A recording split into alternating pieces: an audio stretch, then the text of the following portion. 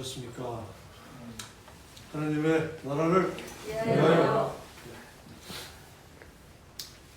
우리 목사님 잘 아시지만 예수에서는 하나님의 영광을 위하여, 저는 하나님의 나라를 위하여. 네. 여기 비염 때문에 알러지 약을 먹고 왔더니 재단에서 훌쩍거리기가 좀 그래서 좀 졸립네요. 좀 졸더라도 양해해 주시고. 오늘 일독서 예레미야 예언자의 말씀이죠. 이 어느 제국과 관련되어 있습니까? 이때가 어떤 제국에 의해서 남유다가 멸망했죠. 150년 전에는 북이스라엘이 아시리아에 의해서 멸망하고, 그 다음에 메소포타미아 지역에 새로운 제국이 생기죠. 바빌론에 이제 유배당한 그 상황입니다. 끌려가고 그런 이제 전후의 상황이죠. 그게 예레미야 예언자. 그때 578년입니다. 남유다 이스라엘이 완전히 멸망을 했죠. 북이스라엘 사마리아도 150년 전에 멸망을 했고, 그리고 한 50년 동안 유배 생활을 하다가 페르시아, 지금의 이란이죠, 이란 쪽에서 이제 페르시아가 이제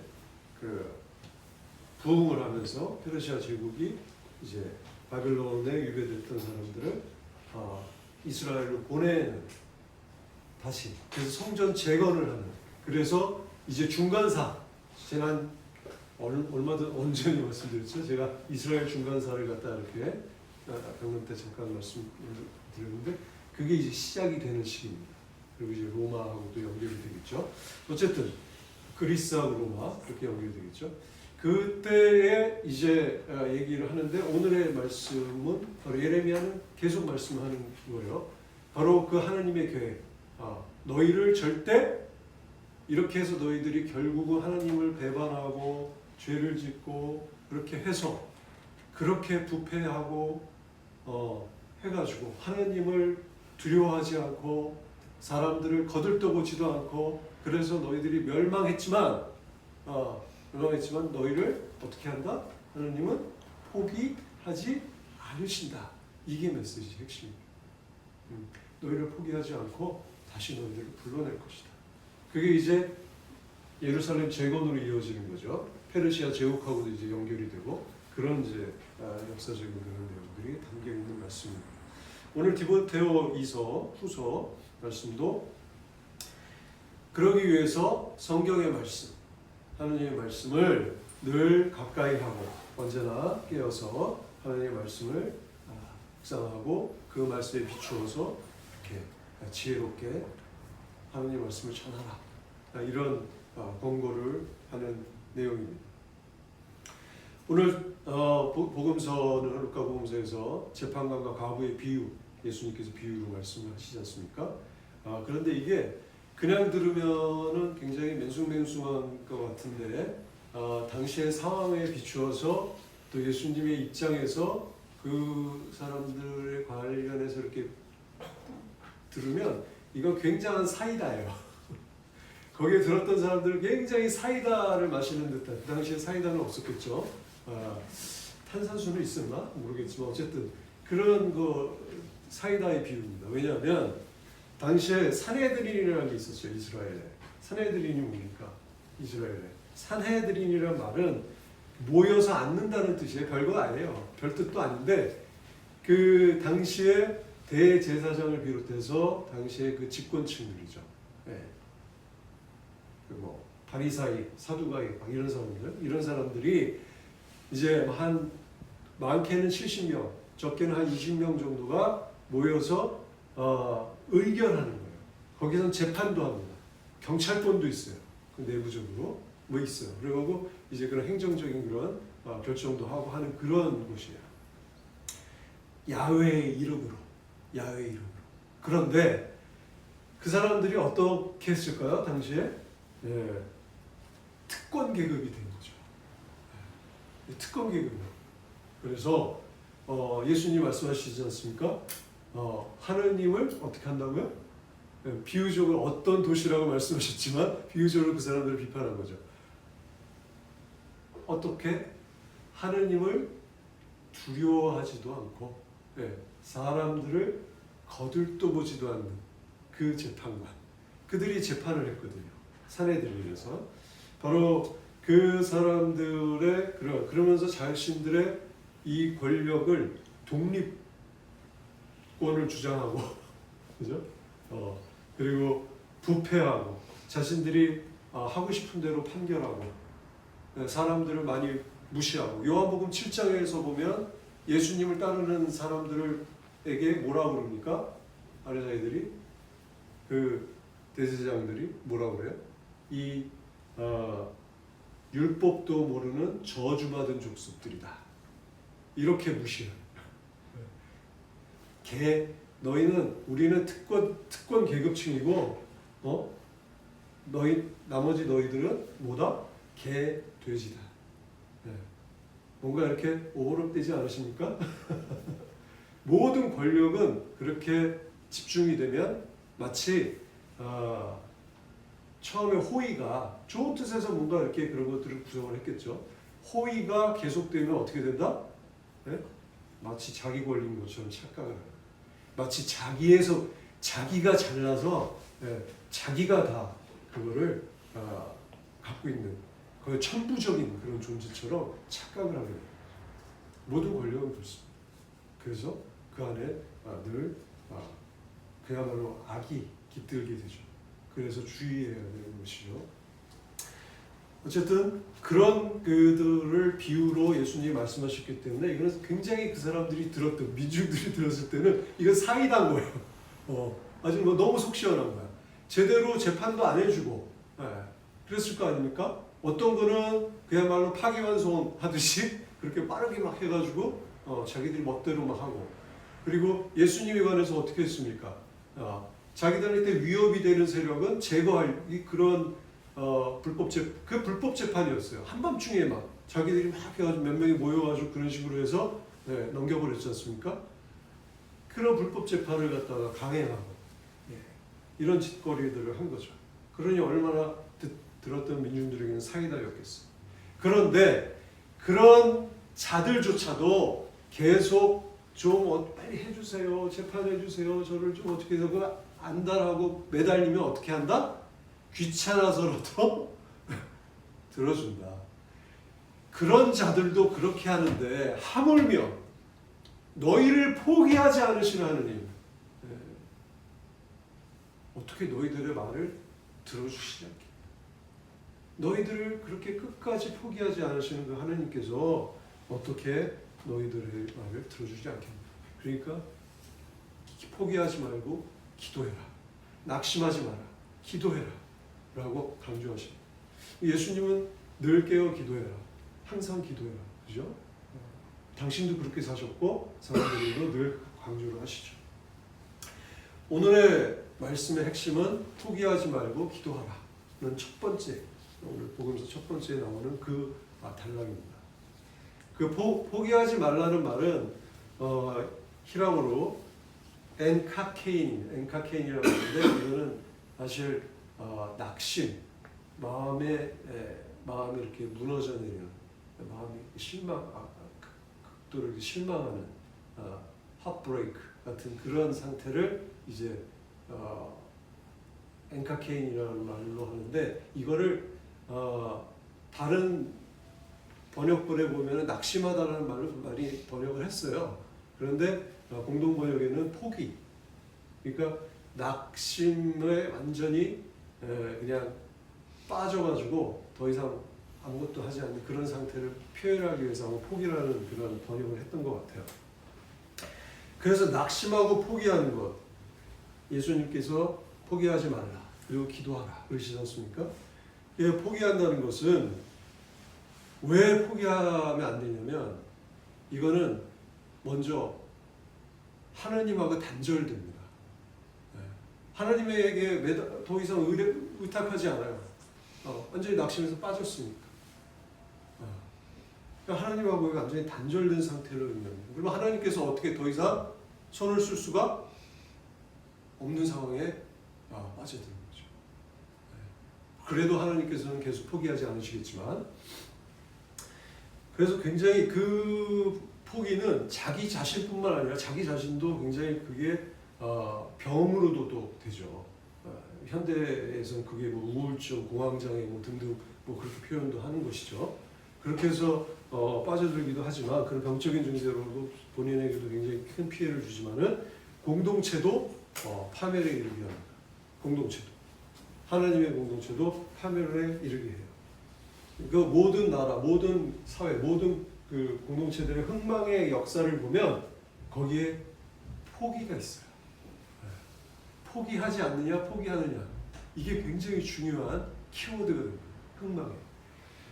대한민국의 역사, 아까도 이제 그 민주화, 우리 유신 독재를 이겨내고 계속 모든 독재를 우리가 이겨내고 지금도 사실은 부패 기득권 세력들도 자기들이 독재하고자 하는 거죠. 권력의 특권 세력을 유지하기 위한 겁니다, 이게. 그죠?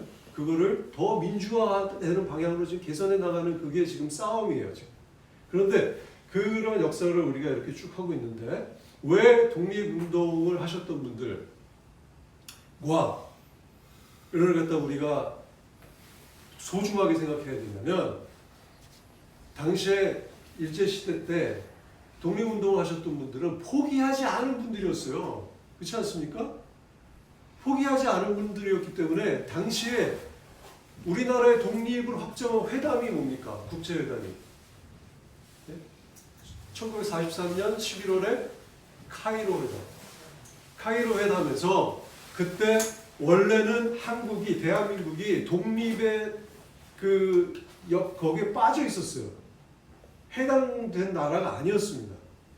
그런데 그때 장제스가 잘 아시죠? 네, 당시에 대만의 그 국민당 장제스가 그 총통으로 있을 때 그 사람이 이제 처칠이나 이제 루즈벨트하고 같이 그 회담을 하면서 대한민국을 변호를 해줬던 거예요. 왜? 그들이 우리 독립군들이 중국과 같이 협조해서 독립운동을 계속 했던 걸 갖다 장제스가 너무 잘 알고 본인도 그거의 혜택을 받았기 때문에 그 대한민국의 독립을 주장을 해줬던 거예요. 그래서 거기에 끼어든 거예요. 사실은 우리는 거기에 해당 사항이 없었습니다. 만약 우리 독립운동가들이 포기를 했다면, 행동하지 않았다면, 그럼 그런 역사에 우리 지금의 역사는 있을 수가 없는 거죠. 지금의 역사는 있을 수 없는. 그런 역사들이 쭉 당시에 일제시대 때 거기에 부역했다 했던 사람들 굉장히 뭐 여러 가지 이유로 뭐 변명을 하고 뭐 어쩌고저쩌고 하고 뭐 이렇게 유야무야 넘어가지만 그 사람들은 결정적으로 어땠던 사람들입니까? 대한민국의 독립을 포기했던 사람들이죠. 그거는 분명히 다른 거예요. 그죠? 그런데 그걸 갖다가 그냥 다 막 섞어버리려고 하는 그런 세력들은 그래서 우리가 분명히 이해를 하고 있어야 되고 분별을 해야 되는 것이죠. 지금 일본의 젊은 세대를 뭐라 그러시는지 알아요? 20대, 30대 세대를 20대, 30대 세대를 뭐라고 하는지 아시는? 히키코모리? 히키코모리는 좀 더 됐고 지금 사토리 세대로 사토리. 네, 20, 30대 세대 사토리라는 말이 뭐냐면 득도하는 사람이라는 뜻이랍니다. 득도. 좋은 뜻 같죠? 득도. 이게 득도가 뭐냐면 더 이상 무관심 세상에 대해서 또 자기 자신에 대해서 욕망을 최대한 다 내려놨어. 이제 더 희망이 없어. 그러니까 그냥 여기서 나는 소소하게 그냥 이렇게 살아갈 거야. 더 이상 이 나라에 바랄 것도 없어. 그 사토리세대 굉장히 위험한 거예요. 그들은 삶을 포기했습니다. 히키코모리 아까 신부님 말씀하셨지만 그거는 이제 병적으로 그게 완전히 은둔으로 들어간 거죠. 네, 그런데 사토리는 전 세대가 됩니다. 전 세대가. 20, 30대 전 세대의 그런 무관심, 자기 자신에 대해서, 자기 자신의 어떤 성취에 대해서도 무관심. 그걸 갖다가 비유적으로 사토리, 득도했다, 뭐 이렇게 얘기를 한 거지만은 그런 세대. 그들의 할아버지 세대는 신인류라고 그랬죠. 신인류. 경제가 막 부흥하고 그랬었던 시대. 그래서 굉장히 막 했다가 확 주저앉았죠. 미국한테 한 방 맞고 쭉 주저앉았어요. 그리고 그 다음 세대가 이제 빙하기. 여기서 잃어버린 30년 어쩌고 저쩌고 하는 거죠. 그 세대의 이제 자녀 세대인 거죠. 이게 사토리 세대. 일본은 망할 겁니다. 이 상태, 이걸 극복을 못하면 망할 거예요. 민주화도 안 되잖아요, 이 나라는. 그러니까 인권이나 이런 것들이 존중되거나 이런 방향으로 가지 않아요, 나라 자체가. 그러니까 결국은 일본은 이 상태로 가면 망하게 되죠. 우리나라도 그 전철을 밟지 않도록 해야 되겠죠. 포기라는 게 그렇게 무서운 겁니다. 그러니까 낙심하지 말라. 기도하라. 라고 얘기하시고. 그럼 왜 기도해야 되는가? 첫 번째가 바로 포기 때문에 그렇습니다. 기도를 하면 기도를 한다는 그 자체는 포기한다는 거예요? 포기하지 않는다는 거예요? 포기하지 않는다는 거잖아요. 그리고 그 기도는 우리가 끊임없이 늘 기도를 하면 우리는 포기하지 않습니다. 그게 낙심하게 되죠. 낙심은 해요.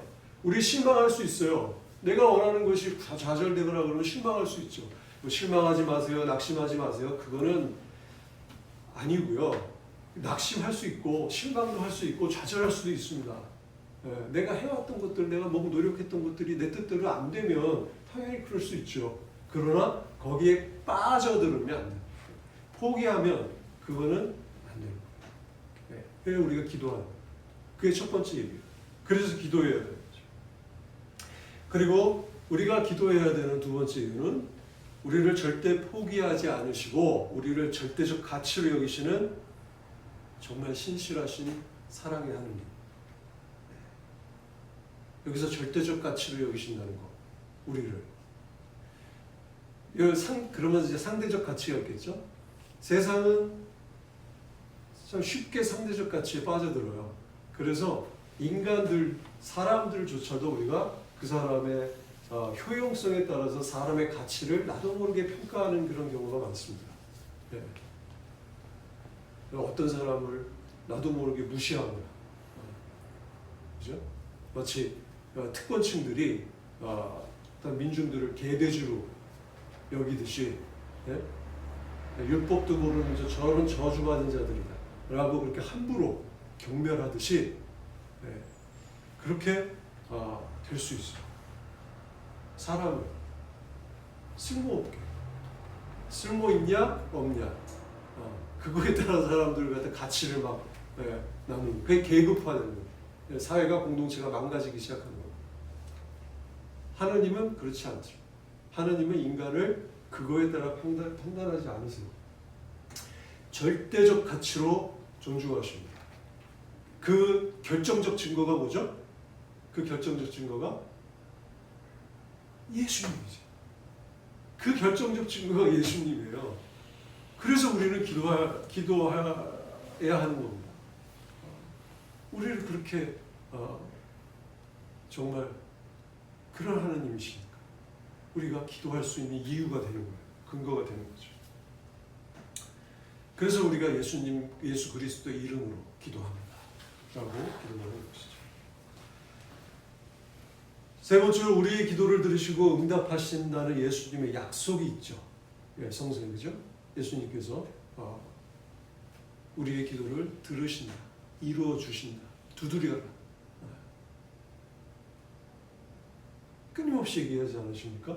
그 예수님의 약속이 있어요. 그 약속. 그리고 너희와 함께한다. 임마누엘 하느님. 성서에 다 있는 얘기지 않습니까? 예수님 하신 말씀이지 않습니까? 그 약속이 있기 때문에 우리는 기도할 수 있는 이유가 되는 거죠. 거기에 부족할까 봐 성령도 보내주셔요. 성령도 우리와 함께 하신다. 너무 기도할 이유가 너무 충분한 거예요. 또 네 번째로 우리가 기도해야 될 이유는 하나님, 우리가 기도를 해야 하나님의 능력이 우리를 통해서, 그 기도를 통해서 우리 삶에 임합니다. 하나의 기도는 통로가 되는 거예요. 그러면 한 가지 이상합니다. 마태복음 같은 데 보면 우리가 마태복음 7장에 예수님께서 우리가 구하시기 전에 이미 하나님께서는 너희가 필요한 거 알고 계신다 라고 하잖아요. 그죠? 근데 왜 기도를? 다 알고 계신데, 우리 필요하고 다 알고 계신데 왜 기도를 하지? 너무 바쁘니까. 자, 왜 우리가 기도를 하냐면 아까 세 번째, 네 번째 이유도 말씀드렸습니다만 창세기 1장에 보면 세상을 창조하시는 그 내용에 보면 세상을 다 생명들을 창조하시고 그래갖고 온 땅에 기어다니는 짐승들까지 해갖고 그래서 우리 대신 마지막에 하신 말씀이 1장 26절에 우리 대신 어떻게 하자? 이 모든 것들을 다스리게 하자 라고 하십니다. 그러니까 이 세상의 통치권을 누구한테 주신 거야? 하나님이. 당신이 그 전체 모든 저변에 있지만 그 의지, 우리의 형상대로 만든, 그렇게 얘기해 1장 26절에 나와요. 우리 형상대로 만든 이 인간들이 이 모든 것들을 잘 다스리게 하자, 맡기자. 그 얘기는 그들에게 뭘 주자? 자유의지. 하나님 자신이 그런 자유의지의 존재이기 때문에 우리 그 형상대로 우리에게 그걸 주신 거예요. 그렇기 때문에 우리가 이 세상의 기도와 우리의 기도도 우리의 의지로 하나님에게 맡기는 거예요. 그래서 이렇게 그 통로가 될 수 있다. 그런 의미가 있습니다. 그래서 우리가 기도해야 되는 거죠. 하나님은 다 알고 계세요. 우리가 무엇을 필요로 하는지 알고 있어. 그런데 그 뒤에 좀 이따 말씀드리겠지만은 그러기 때문에 하나님 나라를 먼저 구해라. 그거를 예수님이 말씀하시기 위해서 앞에 그걸 말씀하신 거죠. 기도는 통로다. 하나님이 우리에게 역사하시는 통로다. 라는 걸 기억하시기 바랍니다. 이게 우리가 기도하는 이유예요. 그 다음에 다섯 번째로 이거는 인간의 조건 때문에 그렇습니다. 존재론 쪽 이유라고 썼는데 인간의 조건 때문에. 아까도 말씀드렸지만 인간은 어떻게 됩니까? 권력이 주어지면 자기 힘이 주어지고 뭔가 좀 안정이 되고 좀 만만하고 세상에 그러거든. 이제 세상을 알로 보기 시작하고 다른 사람을 배척하고 선을 긋고, 그죠?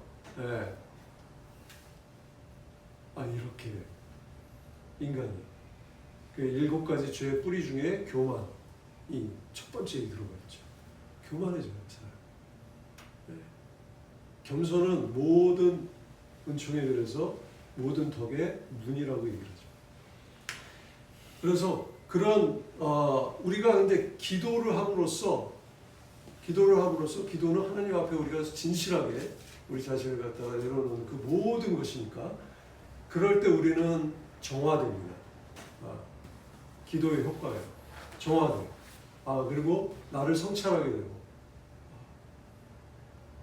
이런 모든 것들을 통해서 우리는 그런 위험에서부터 정화되는 그리고 깨닫게 되는 그런 여정을 갖게 되고 또 내가 기도하는 것들이 하나님께서 어떻게 관계하시고 어떻게 역사하시는가를 체험하게 되죠. 기도하지 않으면 알 수가 없잖아요. 근데 기도하게 되면 그런 것들을 체험하게 되니까 어떻게 돼요? 나의 신앙도 성숙하게 되는 거죠. 하나님의 관계가 더 돈독해지는 거죠. 이게 우리가 기도해야 되는 이유입니다. 이 모든 것들을 볼 때 기도는 하나님이 우리의 기도가 필요하신가요? 하나님이 우리의 기도가 필요하실까요? 기도가 필요한 사람은 누굽니까? 우리예요, 우리. 그러니까 기도할 수 있는 그 모든 것들을 우리에게 주실 거예요, 지금 방법을. 왜 기도해야 되는지도 지금 제가 이렇게 이렇게 첫 번째, 두 번째 이렇게 얘기했지만 이게 다 예수님 하신 말씀이잖아요. 성서에 나온 걸 제가 그냥 정리만 한 거잖아요. 네. 선물인 거예요. 선물. 예수님을 통해서 우리에게 주신 기도는 선물입니다. 은총이에요. 내가 잘나, 내가 기도해. 이게 아니에요. 내가 내 의지대로 내가 하는, 이미 내게 주신 선물을 내가 어떻게 하는 거다? 활용하는 거죠. 활용. 네. 활용을 안 하는 건 아무 의미가 없죠. 아무리 뭐 좋은 걸 다 갖다가 다 뭐 떠먹여주고 갖다 주고 해도 쓰지 않으면 뭐 아무 소용 없는 거죠. 그렇지 않습니까? 활용하라고 주신 거예요. 성령까지. 네. 그게 바로 우리가 기도해야 되는 일입니다. 그렇다면 이 기도를 우리는 어떻게 할 것인가? 어떻게 하는 것이 정말 제대로 하는 기도일까? 첫 번째, 하나님, 예수님께서 마태복음 6장에 보시면 하나님께서는 너희가 필요한 걸 다 알고 계신다. 그러므로 먼저 하나님 나라 그 일을 먼저 구하라. 이렇게 얘기하시지 않습니까? 자, 하나님 나라를 먼저 구할 수 있는 그 상태에는 이미 어떤 겁니까? 하나님께서 나를 돌보시고 도와주시고 인도하신다는 믿음이 이미 있는 거예요. 내가 내 자신에 대한 내 자신을 나 이거 하나님 어떻게 나를 도와주실까 말까 이게 불안하고 답답하고 이러면 어떻게 하면 되겠어요? 두렵고 그러면 하나님의 나라와 위를 위해서 기도할 수 있겠어요? 없겠어요? 못하는 거예요. 그냥 자기 자신을 위해 기도하는 거예요. 그냥 진짜 정화수 떠놓고 그냥 이렇게 하는 거하고 별반 다를 게 없는 겁니다. 이미 하나님은 나를 케어하고 계셔요. 근데 이거는 너무 분명한 그 믿음이 있기 때문에 내가 먼저 하나님 나라와 의를 구하라. 예수님께서 그래서 그 얘기를 하신 거예요. 알고 계셔. 네가 필요한 것들이 무엇인지 이미 하나님 다 알고 계신다. 걱정하지 마. 걱정하지 말고 하나님 나라를 의를 위해서 먼저 기도해라. 이렇게 하신 거죠. 그런 태도, 하나님을 믿기 때문에 가능한 거죠. 그런 기도로 우리가 하는 그런 기도가 정말 중요합니다. 그러니까 마음 놓고 여러분들에게 떠오르는 공동체를 위한 하나님의 나라를 위한 기도를 마음 놓고 하십시오. 여러분을 돌보는 건 하나님이 알아서 하실 거예요. 그리고 언제나 늘 깨어 기도하라고 얘기하시죠. 언제나 늘 깨어 기도해라. 잠도 자지 말고 기도하라는 얘기가 아니죠. 언제나 늘 기도 가운데 우리가 하나님과의 관계 가운데 우리가 기도해라. 이게 어떻게 기도하는 것은 두 번째로 중요한 것이고, 또 세 번째, 주님께서는 우리에게 기도를 가르쳐 주셨습니다. 그렇죠? 어떤 기도입니까? 우리에게 직접 가르쳐 주신 기도, 주님의 기도. 그렇죠? 하늘에 계신 우리 아버지, 주님의 기도. 그 기도에는 사실 모든 기도의 내용들이 다 들어가 있어요.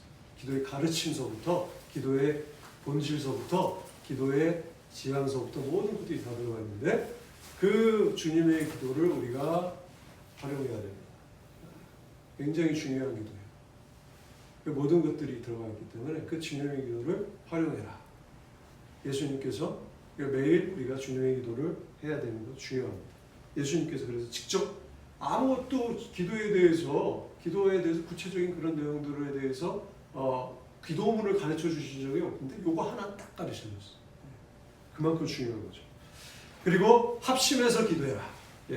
예수님께서 뭐라고 그러셨어요? 마태복음 18장에 뭐라고 그러셨어요?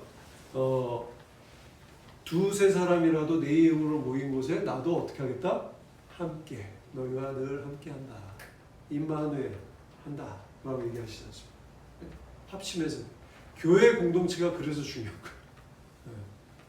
교회 공동체 여러 의미가 있지만 합심해서 기도하는 공동체. 개별적으로 내가 뭐 집에서 기도하면 되지 뭐. 뭐 도저히 어쩔 수 없는 경우에 뭐 그럴 수도 있지만 감옥에 들어갔거나 그럴 수도 있지만 예전에 우리 성동의 투투 주교님 같은 경우에 감옥에서 나오는 바풀하고 음료로 나오는 무슨 포도주스나 뭐 이런 거나 그런 거 가지고 바풀을 이렇게 눌러가지고 그런 그 밀이겠죠. 바풀 같은 것도 있을 수 있죠. 그래가지고 그래갖고 그 안에서 미사 드리고 하셨다는 거잖아요. 투투 주교님 같은 경우에 도저히 어쩔 수 없으면 그렇게 해야겠지만 공동체와 함께 기억하면서 우리는 이제 서로의 상통을 믿으니까 그렇게 하면서 이제 하겠지만은 교회 공동체의 중요성, 합심해서 기도하는 공동체라. 하나님 나라를 위해서 우리가 합심해서 기도하는 것 굉장히 중요합니다. 그런 의미가 있습니다. 그래서 함께 하는 기도 이렇게 하는 게 중요하고 목요일 우리 교회에서도 또 특별히 그렇게 함께 또 모여서 기도하는 일도 바로 그런 가치가 있는 것이죠. 다섯 번째로 예수님께서 마태복음 21장에 이렇게 얘기하시죠. 이미 기도할 때 이미 어땠다고 생각해라? 기도할 때는 이미 이루어졌다고 믿어라. 왜? 너희의 기도가 이미 니네 입 밖에서 니네 생각에서 나오는 그 순간 하나님은 아시니까 들으셨으니까 그 통로가 열렸으니까 하나님의 그게 기도한 그것은 이미 이루어졌다고 믿어라. 의심하지 말아라. 얘기하시네. 우리 그런 마음으로 기도해야 됩니다. 그렇게 기도해야 됩니다. 그리고 마지막으로 내 이름으로 구하라. 그죠? 예수님의 이름으로 구하는 거 굉장히 중요합니다. 우리가 기도할 때도 예수님의 이름으로 기도합니다. 그냥 이거는 마치 무슨 주문 외우듯이 끝에다 붙이는 게 아니고 예수님의 이름이라는 건 뭐예요? 예수님의 그 인격, 예수님의 가르침, 예수님의 삶, 예수님의 지향, 하나님의 뜻, 그 모든 것이 담겨 있는 그 인격 그 자체인 거예요. 이름이라는 건 인격이잖아요. 예수님의 그 모든 것들로 비롯해서 우리가 기도하는 거예요. 그러니까 진실로 하나님 앞에 우리가 그렇게 기도할 때는 바로 그 이름으로 기도하기 때문에 우리의 기도의 내용도 달라집니다. 달라져요. 그냥 기도는 사실 우리의 보편적인 인류의 모든 뭐 그리스도교 신자가 아니더라도 하는 거잖아요. 그러나 다른 겁니다. 예수님의 이름으로 기도한다. 그리고 그 응답을 받는 것도 그 기도가 이루어지는 것도 누구의 이름으로 이루어지는 거예요? 그러면 예수님의 이름으로, 예수님의 이름에 합하게 이루어지는 그것을 믿음으로 우리가 기도하는 것이죠. 예수님의 이름으로 기도합니다. 예수님의 이름으로 이루어지소서. 이렇게 이게 우리가 성서에 예수님이 가르치신 어떻게 기도할 것인가에 대한 내용이라고 볼 수 있죠. 우리에게 주어주신 정말 이 기도의 선물, 우리가 포기하지 않고 낙심에 빠져들지 않고 늘 기도할 수 있도록 그 기도의 정의 가운데 우리가 하나님의 나라를 이루어갈 수 있도록 그리고 하나님의 임재 안에 우리의 삶이 경영되고 또 열매를 맺어갈 수 있도록 해주신 그런 모든 은혜에 찬미드립니다. 그런 기도의 방법까지도 우리에게 구체적으로 이렇게 알려주셨습니다. 이런 말씀을 기억하면서 여러분들의 삶, 우리 교회 공동체도 이렇게 성장해 갈 수 있도록 열매 맺을 수 있도록 하나님과 함께 할 수 있도록 함께 기도하면서 이 예배를 거행하도록 하겠습니다.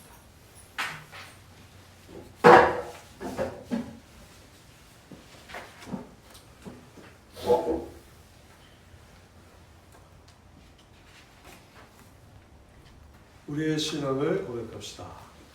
나는 믿나이다.